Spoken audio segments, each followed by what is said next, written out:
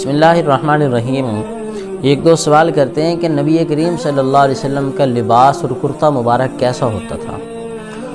تو اس کے بارے میں شمائل ترمذی اور سیر کی کتابوں میں یہ ہے کہ آپ صلی اللہ علیہ وسلم کے قمیص اور کرتے کی کیفیت نہیں معلوم، کیفیت کیا ہوتی تھی اور کالر تھا یا بین تھا، اس کی تو تفصیل نہیں ہے۔ ہاں یہ ہے کہ آپ صلی اللہ علیہ وسلم کو جو کرتا وہ نیچے سے بند ہوتا تھا، نیچے سے بند، جس طرح ہمارے ہاں آج کل جبہ پہنتے ہیں جو عرب کے لوگ جبہ، اور بہت سارے پاکستانی علماء بھی پہنتے ہیں وہ جبہ، وہ یہاں سے تقریباً یہاں تک ہوتا ہے اور یہ نیچے بالکل کھلا ہوتا ہے، اور پھر وہ نیچے ان کے کندھ اور ان کے ٹخنوں سے ذرا اوپر ہوتا ہے۔ تو یہ جبہ یہ آپ صلی اللہ علیہ وسلم اوپر استعمال کیے کرتے تھے، نیچے آپ کی قمیض ہوتی تھی، تو یہ نیچے سے آپ کی قمیض بالکل گول ہوتی تھی۔ اس کی وجہ کیا ہے؟ وجہ اس کی یہ ہے کہ اس میں ستر عورت زیادہ ہے، اس میں آپ کے جسم کی پردہ پوشی زیادہ ہے۔ ہاں اگر درمیان سے جو آج ہم یہ قمیض پہن لیتے ہیں درمیان سے، یعنی یہ چاک وغیرہ سے آدھی ہو گئی، تو اس کی بھی اجازت اور گنجائش ہے۔ اصل بات یہ ہے کہ نبی کریم صلی اللہ علیہ وسلم کے زمانے میں جو لباس استعمال ہوتا تھا آپ وہی استعمال کرتے تھے، لیکن آپ نے ہمیں اصول بیان کر دیے۔ وہ اصول کیا ہیں؟ اصول یہ ہے کہ تمہارا لباس عورتوں کے مشابہ نہ ہو۔ نمبر 2، تمہارا لباس کفار اور فساق کے ان کے مطابق نہ ہو، فاسق لوگوں جیسا تمہارا لباس نہ ہو، گناہگار لوگوں جیسا تمہارا لباس نہ ہو، اور تمہارا لباس اتنا چست اور ٹائٹ نہ ہو جس سے تمہارے اعضاء نمایاں ہوں۔ بس یہ چند ایک شرطیں آپ کے لباس میں موجود ہوں گی، بے شک آپ جو مرضی لباس پہنیں اس کی اجازت ہے۔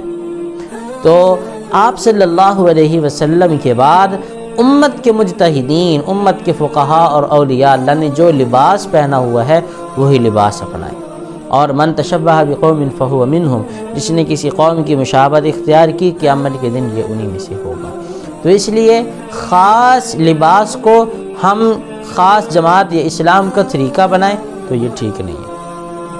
اسی طرح اگر بہت سارے لوگ ہیں، ہاں اسکول کا یونیفارم یہ تو ایک علیحدہ چیز ہے، ہم اس کو شرعی نہیں کہیں گے۔ اگر میں اسکول کا یونیفارم نہیں پہنتا تو میں گناہگار نہیں کہلاؤں گا، کیوں کہ یہ ان کا ایک دنیا کا نظام ہے، ایک ڈسپلن ہے، اسی کے مطابق وہ چل رہے ہیں۔ تو یہ ایک علیحدہ بات ہے، یہ دنیاوی معاملہ ہے۔ شرعی طور پر اگر کوئی شخص کالا لباس کہے، ہم کہیں ہو یہ تو بہت گناہگار ہو گیا، یہ تو فلاں ہو گیا، یہ تو فلاں ہو گیا۔ اگر کوئی شخص فلاں لباس ایک قوم کا لباس پہنے استعمال کرے تو ہم کہیں ہو یہ تو کافر ہو گیا، نہیں، بلکہ اس کے لباس میں ہم دیکھیں گے کہ ضرورت کس بات کی ہے۔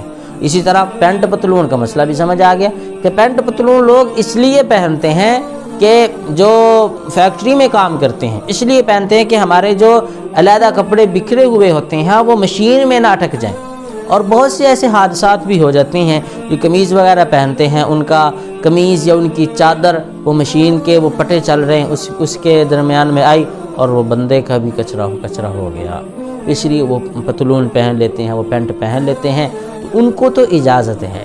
لیکن عام گھروں میں آپ پتلون پہننا شروع کر دیں، عام گھر میں آپ پینٹ پہننا شروع کر دیں جس میں آپ کے اعضاء بالکل نمایاں نظر آ رہے ہیں اور جس میں ماں بھی ہے، بہن بھی ہے، بیٹی بھی ہے، تو اس طرح کی اجازت نہیں ہے۔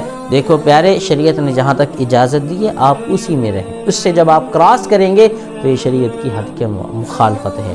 اور نبی کریم صلی اللہ علیہ وسلم کا کرتا مبارک، اس کے کوئی کالر یا اس کا کوئی بین یا اس کی کتنی لمبائی تھی کتنی اونچائی تھی، اس کا تو واضح طور پر کتابوں میں میری نظر سے نہیں گزرا۔